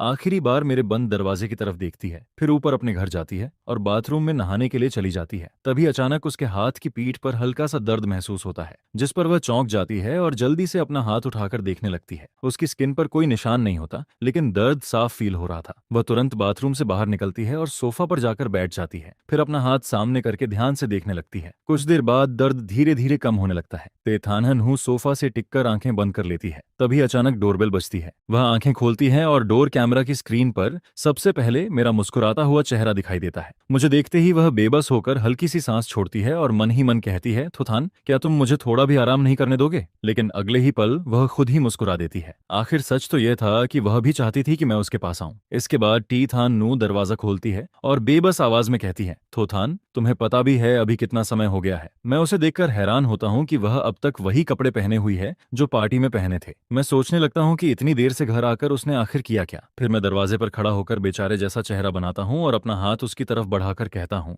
थाननु, माओ क्यों ने मुझे पंजा मार दिया। मेरे हाथ पर खरोंच का निशान बिल्कुल साफ दिखाई दे रहा था। तेथाननु उस घाव को ध्यान से देखती है और उसका दिल एक पल के लिए रुक सा जाता है, क्योंकि यह वही जगह थी जहां कुछ देर पहले उसे अचानक दर्द महसूस हुआ था। इतनी अजीब कोइंसिडेंस देखकर वह कुछ पल पल के लिए चुप रह जाती है, फिर संभल कर मुझसे पूछती है, क्या तुमने इसका ट्रीटमेंट किया है? मैं सिर हिलाकर कहता हूँ, नहीं, मुझे करना नहीं आता। जिस पर थाननु भौहें सिकोड़कर कहती है, तुम खुद कैट पालते हो, फिर भी स्क्रैच का ट्रीटमेंट करना नहीं जानते। मैं बिल्कुल नॉर्मल तरीके से जवाब देता हूँ, हाँ, माओ क्यों मेरी ही कैट है, मैं उसे 4 साल से पाल रहा हूँ। जब मैं तो ये फैमिली छोड़कर निकला था तब सिर्फ उसे ही अपने साथ लाया था, लेकिन उसने मुझे आज तक कभी नहीं खरोंचा, इसलिए मुझे इसका ट्रीटमेंट करना नहीं आता। इसमें अजीब क्या है? यह सुनकर थाननहु मुझसे और बहस नहीं करती। वह मेरा हाथ पकड़ती है और मुझे अपने घर के अंदर खींच लेती है, जिस पर मेरी आंखों में हल्की सी मुस्कान आ जाती है। तभी थाननहु अचानक पीछे मुड़कर मुझे देखती है। मैं तुरंत पलक झपकाकर फिर से मासूम और बेचारा सा चेहरा बना लेता हूँ। वह मन ही मन सोचती है कि इसकी एक्टिंग तो सच में बहुत अच्छी है। इसके बाद वह मुझे किचन में ले जाती है, नल खोलती है और मेरा हाथ बहते हुए साफ पानी के नीचे रख देती है ताकि घाव अच्छी तरह साफ हो जाए। जैसे ही पानी घाव पर पड़ता है मैं हल्का सा मुंह बनाता हूँ, क्योंकि घाव में हल्का दर्द होने लगता है, जिस पर थाननहु का हाथ भी हल्का सा कांप जाता है। उसी पल उसे फिर वही अजीब एहसास होता है, क्योंकि उसी समय उसके अपने हाथ की पीठ पर भी हल्का सा दर्द महसूस होने लगता है। वह लगातार मेरे घाव को देखती रहती है। घाव ज्यादा गहरा नहीं था, बस स्किन हल्की सी फटी थी और थोड़ा सा खून निकला था। वह धीरे से सांस लेकर अपने मन के अजीब ख्यालों को दबाती है, फिर कहती है, थोड़ी देर में मैं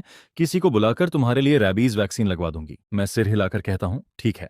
इस समय हम दोनों एक दूसरे के बहुत करीब खड़े होते हैं। मैं थोड़ा सिर झुकाता हूँ तो उसकी छोटी सी सीरियस फेस साफ दिखाई देने लगती है। मैं उसकी सिकुड़ी हुई भौहों को लगातार देखने लगता हूँ, जिस पर मेरा दिल हल्का सा धड़क उठता है। थाननहु को मेरी नजरें असहज कर देती हैं। वह जल्दी से अपने कपड़ों का किनारा ठीक करती है। मैं उसे देखकर धीरे से कहता हूँ, कितनी कंजूस हो तुम। यह सुनकर वह कुछ देर चुप रहती है, फिर जिज्ञासा से पूछती है, तुम्हारी कैट ने अचानक तुम्हें स्क्रैच क्यों कर दिया? इतने सालों से उसने कभी तुम्हें नहीं खरोंचा, फिर आज ऐसा क्या हो गया? जिस पर मैं धीरे से बड़बड़ाता हूँ, मुझे नहीं पता, लेकिन मुझे लगता है कि मेरे घर में कुछ साफ नहीं है। यह सुनकर थाननहु पूरी तरह स्पीचलेस हो जाती है और कहती है, थान, अब तुम हद से ज्यादा बढ़ा रहे हो, कैसी कैसी बातें बना लेते हो। लेकिन मैं पूरी सीरियस आवाज में कहता हूँ, मैं सच बोल रहा हूँ, सच बोल रहा हूँ। शायद माओक्यू ने कुछ देख लिया था, इसलिए वह अचानक ऐसा पागल हो गया। तन्नहु, अब तो मुझे सच में अपने घर जाने से डर लग रहा है। वह अब बहुत खतरनाक हो गया है, सांप आया है। जैसे ही मुझे देखता है पागलों की तरह मुझ पर टूट पड़ता है। असल में मेरे दिल में भी थोड़ा डर था। मुझे लग रहा था कि शायद माओक्यू को मेरे अंदर आया यह बदलाव समझ में आ गया है। तन्नहु चुपचाप मेरी सारी बातें सुनती रहती है, जिस पर मैं बड़ी उम्मीद से उसकी तरफ देखता हूँ और पूछता हूँ, तो क्या मैं आज रात तुम्हारे घर रुक सकता हूँ? थाननहु धीरे से मेरे करीब आती है, मुझे ऊपर से नीचे तक देखती है और कहती है, तो थान, आज पहली बार मुझे पता चला है कि तुम्हारी स्किन कितनी मोटी है। मैं तुरंत पूरे भरोसे के साथ जवाब देता हूँ, मैं जो भी कह रहा हूँ सब सच है। अगर तुम्हें यकीन नहीं है तो मेरे साथ नीचे चलकर खुद देख लो। यह सुनकर थाननहु कुछ सेकंड तक लगातार मुझे देखती रहती है और फिर उसे अचानक कुछ देर पहले महसूस हुआ वह अजीब दर्द याद आ जाता है, जिस पर थाननहु हल्का सा सिर हिलाती है और कहती है, ठीक है। इतना कहकर वह लिविंग रूम की तरफ चली जाती है। फिर मुझसे कहती है, घाव भी लगभग साफ हो गया है, पहले हाथ अच्छी तरह सुखा लो, उसके बाद मैं इसे डिसइंफेक्ट कर देती हूँ। वह फर्स्ट एड बॉक्स निकालती है, मेरा हाथ पकड़ती है और कॉटन स्वैब पर दवा लगाकर धीरे धीरे मेरे घाव पर लगाने लगती है। जैसे ही दवा घाव पर लगती है मेरे हाथ में हल्की सी जलन होने लगती है। उसी पल थाननहु की उंगलियां भी हल्का सा कस जाती हैं, क्योंकि उसे ऐसा फील होने लगता है जैसे मेरा दर्द अब उसे और साफ महसूस हो रहा हो। वह मेरी तरफ देखकर धीरे से पूछती है, दर्द हो रहा है? मैं सिर हिलाकर कहता हूँ, बस थोड़ा सा। थाननहु को भी पता था कि दर्द ज्यादा नहीं है। वह गहरी सांस लेती है, कॉटन स्वैब फेंक देती है और कहती है, चलो अब तुम्हारे घर चलकर देखते हैं। इसके बाद हम नीचे मेरे अपार्टमेंट में पहुंचते हैं। जैसे ही दरवाजा खुलता है मैं तुरंत थाननहु के पीछे छिप जाता हूँ। यह देखकर वह बेबसी से पीछे मुड़ती है और कहती है, यह तुम्हारा ही घर है, फिर तुम छिप क्यों रहे हो? मैं थोड़ा घबरा कर कहता हूँ, वह बहुत खतरनाक हो गया है। कुछ देर पहले जब मैं घर आया था तब माओक्यू सोफा पर गोल होकर आराम से सो रहा था। उसका पूरा शरीर रुई के गोले जैसा मुलायम लग रहा था। मैं उसके पास बैठ गया और काफी देर तक उसे चुपचाप देखता रहा। फिर मैंने धीरे से उसके सिर पर हाथ फेरा। बहुत बहुत लंबे समय बाद मैं उसे दोबारा देख रहा था। पिछले जन्म वाली फायर में माओक्यू बच नहीं पाया था। तभी वह अचानक जाग गया। पहले तो उसने प्यार से अपना सिर मेरी हथेली से रगड़ा, लेकिन जैसे ही वह मुझ पर कूदने वाला था उसकी गोल गोल आंखें अचानक बड़ी हो गईं। अगले ही पल उसके सारे बाल खड़े हो गए और वह पागलों की तरह मुझ पर टूट पड़ा। मैं हाथ पीछे भी नहीं खींच पाया और उसने मुझे स्क्रैच कर दिया। मैं घबराकर पीछे हट गया। माओक्यू पीठ मोड़कर मुझे गुस्से से घूरता रहा। उसे देखकर लगा कि वह फिर से मुझ पर अटैक करने वाला है, इसलिए मैं बिना कुछ सोचे सीधा ऊपर ते थानहनु के घर भाग आया। अब दरवाजा खुल चुका था और घर की लाइट अब भी जल रही थी। ते थानहनु मुझे देखकर समझ जाती है कि मैं झूठ नहीं बोल रहा हूँ। वह पहले लिविंग रूम की तरफ बढ़ती है, लेकिन जैसे ही अंदर पहुंचती है, माओ क्यू पहले से ही वहां फ्लोर पर इधर उधर घूम रहा होता है। यह देखकर वह पीछे मुड़कर मेरी तरफ हैरानी से देखती है और कहती है, यही है वह बहुत खतरनाक कैट जिसके बारे में तुम बोल रहे थे। मैं कुछ कहने ही वाला था कि माओ क्यू आवाज सुनकर हमारी तरफ देखता है। जो कैट अभी कुछ सेकंड पहले आराम से खेल रहा था, वही अगले पल फिर से पूरे बाल खड़े कर लेता है। वह दांत दिखाकर सीधा मेरी तरफ झपट पड़ता है, जिस पर मैं रिफ्लेक्स में थानहनु का छोटा सा हाथ पकड़ लेता हूँ और तुरंत उसके सामने खड़ा हो जाता हूँ ताकि उसे कुछ ना हो। फिर मैं बेबस होकर कहता हूँ, देखा, यही कर रहा था यह। माओ क्यू फिर से मेरी तरफ बढ़ने की कोशिश करता है, लेकिन थानहनु मुझे पीछे खींच लेती है और ठंडी आवाज में कहती है, माओ क्यू रुक जाओ। मैं उसका हाथ कसकर पकड़े रहता हूँ और कहता हूँ, वह कैट है, क्या उसे तुम्हारी बात समझ आती है? चलो यहाँ से चलते हैं, कल मैं किसी को बुलाकर इसे हॉस्पिटल में चेकअप के लिए भेज दूंगा। लेकिन तभी माओ क्यू अचानक ते थानहनु की तरफ देखने लगता है।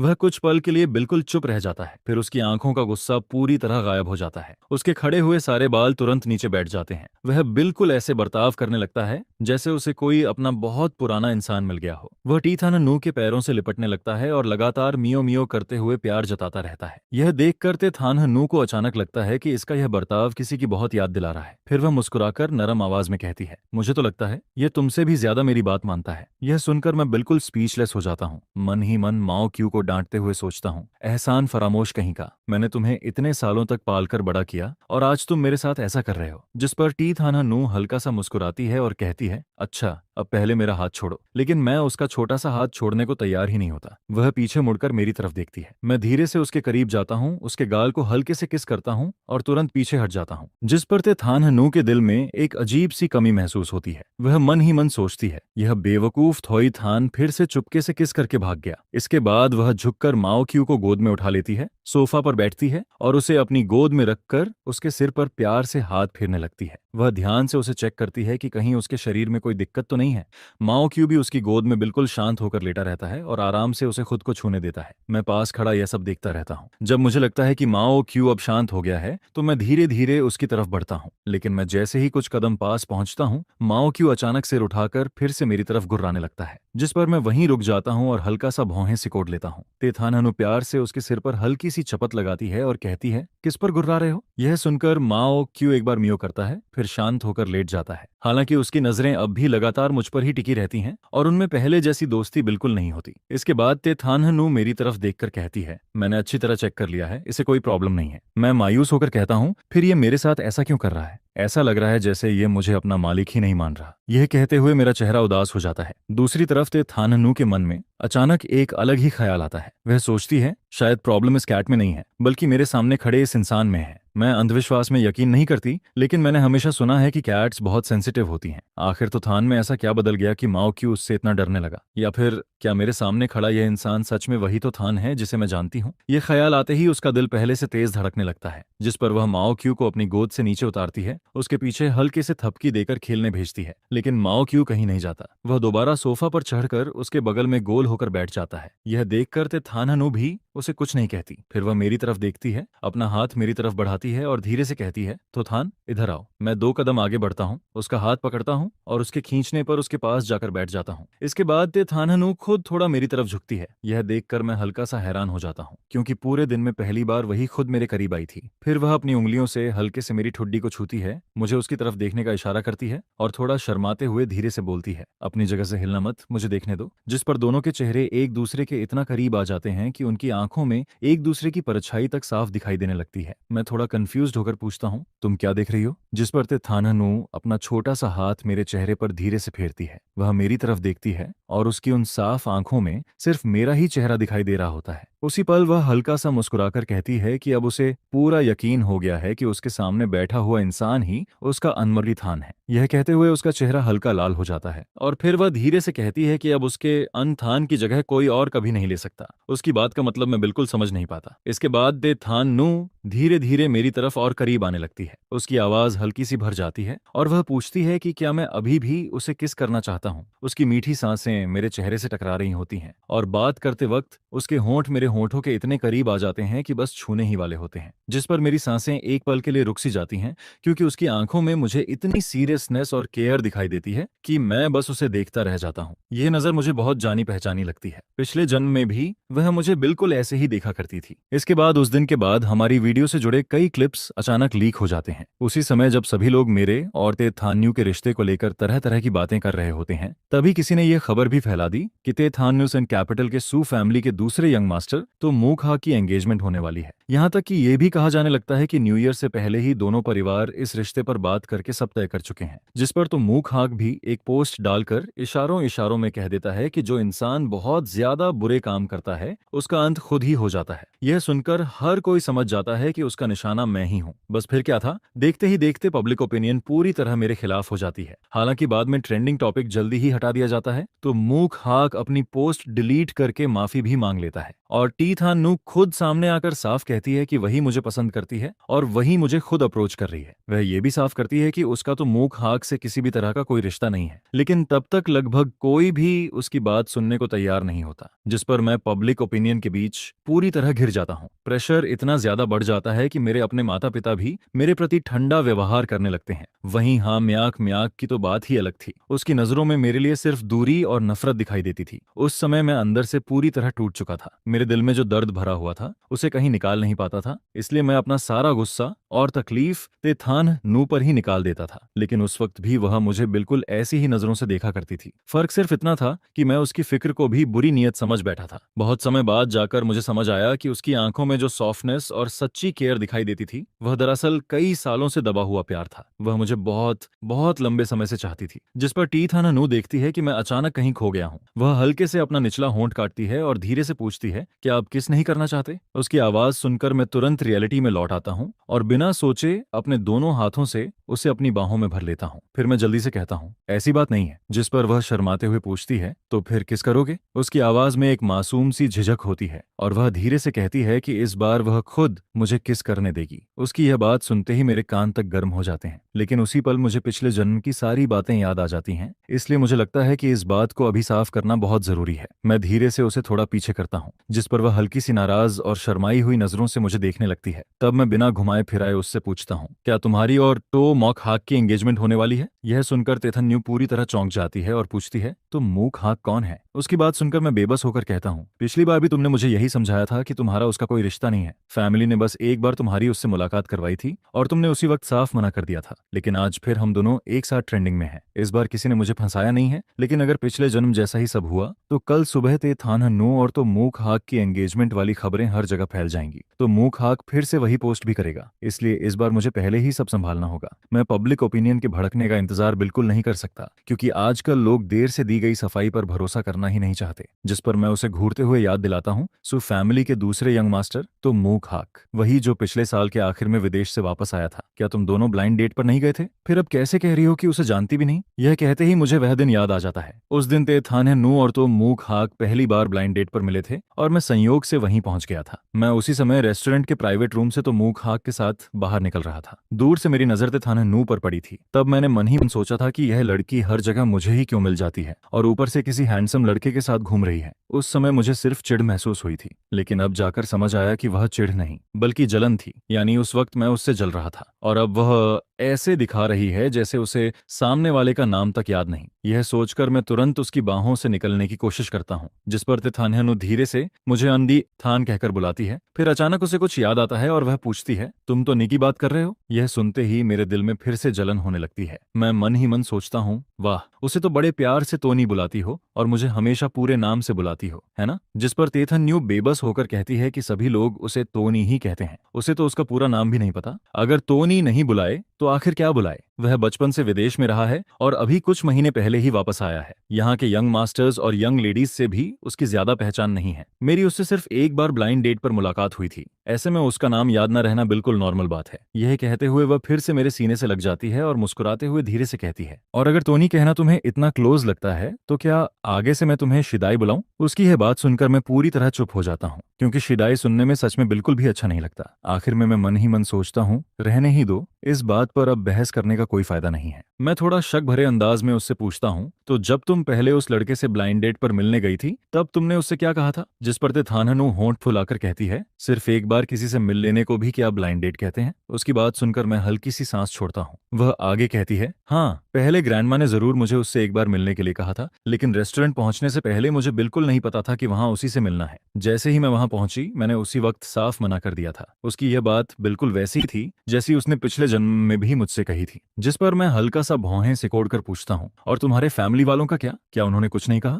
जिसके जवाब में द थानहनु बिना झिझक कहती है, उन्होंने हमेशा मेरी मर्जी की रिस्पेक्ट की है। वैसे भी द फैमिली को किसी पॉलिटिकल मैरिज या फैमिली अलायंस की जरूरत नहीं है। मॉम और डैड हमेशा मेरी इच्छा को सबसे ज्यादा अहमियत देते हैं, और वैसे भी ये सब ग्रैंडमा की वजह से हुआ था। मेरी ग्रैंडमा और तो मूक हाक की ग्रैंडमा बचपन की बहुत अच्छी दोस्त थी। बाद में दोनों का कांटेक्ट कम हो गया था, लेकिन टो फैमिली की तरफ से ही यह बात उठी थी, इसलिए ग्रैंडमा ने उनकी इज्जत रखते हुए मुझे सिर्फ एक बार मिलने भेज दिया था। इसका मतलब बिल्कुल भी ये नहीं था कि दोनों फैमिली एंगेजमेंट करवाना चाहती थी। उसकी बात सुनकर मैं सोच में पड़ जाता हूँ। अब साफ था कि सच में दोनों के बीच कोई रिश्ता नहीं था, जिस पर मैं राहत की सांस लेता हूँ। लेकिन तो मूक हाथ जो करने वाला है उसे किसी भी हाल में रोकना पड़ेगा। आखिर यह कैसे किया जाए? तभी ते थान नू मुझे गौर से देखने लगती है। उसके चेहरे पर हल्की सी उलझन दिखाई देती है और वह कहती है, पता नहीं क्यों मुझे लगता है कि अंथान दिन ब दिन और भी अजीब होते जा रहे हैं। मुझे यकीन है कि तुम ही मेरे अंडर थान हो, लेकिन फिर भी कुछ न कुछ अलग जरूर लग रहा है। यह कहते हुए वह अपना सिर थोड़ा तिरछा करके माओ कौ की तरफ देखती है, जो अभी भी पास में गोल होकर लेटा हुआ था। उसकी नजरें लगातार मेरी तरफ थीं और हमेशा की तरह उनमें दोस्ती बिल्कुल नहीं दिख रही थी। जिस पर ते थाना नू फिर से मेरी तरफ देखकर होंठ फुलाती है और कहती है, यह बात कितनी पुरानी हो चुकी है। उस वक्त तुमने मुझे घूर कर देखा भी था, क्या तुम्हें लगा मुझे पता नहीं चला? फिर अब अचानक यह सब क्यों याद आ रहा है? उसके छोटे से चेहरे पर साफ नाराजगी दिखाई देती है। वह आगे कहती है, कहीं ऐसा तो नहीं कि तुम मुझे रिजेक्ट करना चाहते हो, इसीलिए इतना बेकार बहाना बना रहे हो? क्या अब अन्ना थान मुझसे प्रिटेंड भी नहीं कर पा रहे? उसकी बात सुनकर मैं धीरे से उसकी तरफ देखता हूँ और नरम आवाज में कहता हूँ, मैं प्रिटेंड नहीं कर रहा। जिस पर वह तुरंत मेरे करीब आ जाती है और कहती है, तो फिर साबित करके दिखाओ। अथन, थोड़ा और पास आओ। अगर तुम मुझे किस नहीं करोगे तो मैं ही तुम्हें किस कर लूंगी। अब मैं और वेट नहीं करना चाहती। वैसे भी इस बार तुम खुद मेरे पास आए हो। मैं कुछ बोलने ही वाला होता हूँ कि वह धीरे धीरे मेरी तरफ झुकने लगती है। उसकी नाक लगभग मेरे गाल को छूने लगती है और मेरा दिल हल्का सा धड़क उठता है। उस पल मुझे महसूस होता है कि इस जन्म की तेथानहनु पिछले जन्म वाली तेथानहनु से बिल्कुल अलग है। पिछले जन्म में वह बहुत मजबूत और सख्त दिखाई देती थी, जबकि अब उसके अंदर सिर्फ नरमी और अपनापन ही नजर आता है। तभी जो बिल्ली अभी तक उसके पास चुपचाप बैठी थी, वह अचानक बेचैन होकर उसके पैरों पर उछलने कूदने लगती है। जिस पर तेथानहनु पलटकर उसे देखती है। उसी समय मेरी नजर भी उसकी तरफ जाती है, लेकिन तभी बिल्ली की आंखें अचानक बेहद डरावनी हो जाती हैं। यह देखकर तेथानहनु थोड़ा नाराज होकर माओ कौ को डांट देती है, जिसके जवाब में वह सिर्फ एक बार म्याऊं करती है और बेचारी सी शक्ल बना लेती है। यह देखकर मैं थोड़ा बेचैन होकर कहता हूँ, थानहनु, मैं अब यहाँ नहीं रुकना चाहता। मेरी आवाज सुनते ही तेथानहनु समझ जाती है कि मेरे अंदर कुछ गड़बड़ है। वह तुरंत मेरा हाथ पकड़ती है और मुझे वहां से बाहर ले जाने लगती है। हमें जाते देखकर माओ कौ भी फुर्ती से नीचे कूदता है और हमारे पीछे आने की कोशिश करता है, लेकिन तेथानहनु सिर्फ एक नजर उससे मिलाती है और वह वहीं रुक जाता है। वह धीरे से म्याऊं करता है, फिर जमीन पर लेटकर बड़ी बेचारी नजरों से मुझे देखने लगता है। वह बिल्ली मैं नहीं पाली थी, लेकिन उसकी आंखें बिल्कुल मेरी जैसी लग रही थीं। तेथान्यू उसकी तरफ बिल्कुल ध्यान नहीं देती। दरवाजा बंद होने से पहले मैं एक बार पीछे मुड़कर उसे देखता हूँ और मन ही मन सोचता हूँ, माओ को सच में कितना बेवकूफ है। वह मुझे और तेथानहनु को करीब आने से रोकना चाहता था। क्या उसे महसूस हो गया है कि मैं पहले वाला इंसान नहीं रहा? इसके बाद तेथानहनु मुझे वापस अपने कमरे में ले आती है। मैं अभी भी उसके कान के पास धीरे से कहता हूँ, मैंने पहले ही कहा था ना, वह बहुत पॉजिटिव है। जिस पर तेथानहनु पूछती है, तो अब क्या करें? फिर वह खुद ही कहती है, चलो अब इस बारे में और बात नहीं करते। यह कहते हुए वह किचन की तरफ चली जाती है। उसकी बात सुनकर मैं हल्का सा भौहें सिकोड़ता हूँ और कहता हूँ, मैंने माओ कौ को पूरे 4 साल तक पाला है। वह किसी ने मुझे बर्थडे गिफ्ट में दिया था। उस समय मुझे बिल्कुल नहीं पता था कि वह गिफ्ट किसने भेजा था। दरवाजे पर सिर्फ एक कार्ड रखा था जिस पर हैप्पी बर्थडे लिखा हुआ था। मैंने अपने सभी दोस्तों से पूछा, लेकिन किसी को भी नहीं पता था कि वह गिफ्ट किसने भेजा। उस समय तो मेरे दोस्त उस इंसान का मजाक भी उड़ा रहे थे कि बर्थडे गिफ्ट में इतनी साधारण सी बिल्ली कौन देता है, क्योंकि सब जानते थे कि मुझे बचपन से ही बिल्लियां बहुत पसंद थीं। लेकिन मेरी बचपन वाली बिल्ली शीबाई के हमारे घर आने के बाद उसकी कैट एलर्जी की वजह से कहीं और भेज दी गई थी। अब मुझे पता चल चुका था कि माओ कौ दरअसल तेथानहनु ने मुझे गिफ्ट किया था, इसलिए मैं उसे छोड़ना बिल्कुल नहीं चाहता था। लेकिन अभी की सिचुएशन देखकर लगता था कि शायद फिलहाल उसे अपने पास रखना सही नहीं होगा। तभी मेरी नजर तेथानहनु पर पड़ती है, जो मेरे लिए पानी डाल रही होती है। अचानक मेरे दिमाग में एक आइडिया आता है। मैं मुस्कुराकर कहता हूँ, ऐसा करते हैं, आगे से मैं यहीं तुम्हारे साथ रहूंगा। सॉन्ग निगी नीचे वाले फ्लोर पर रहेगा। वही माओ काओ काऊ का ख्याल रखेगा। जब तक माओ काऊ मुझे एक्सेप्ट नहीं कर लेता तब तक मैं वापस अपने घर नहीं जाऊंगा। जिस पर टी थान नू पानी का गिलास लेकर मेरी तरफ मुड़ती है और शरारती मुस्कान के साथ कहती है, इतना झंझट क्यों? बिल्ली सीधे सॉन्ग नी को दे दो, बात खत्म। उसकी बात सुनकर मैं तुरंत सिर हिलाकर कहता हूँ, ऐसी बेकार बातें मत करो। माओ काऊ इस घर की स्मेल का आदी हो चुका है। अगर उसे कहीं और भेज दिया तो वह ठीक से खाएगा भी नहीं, सोएगा भी नहीं और बीमार पड़ जाएगा।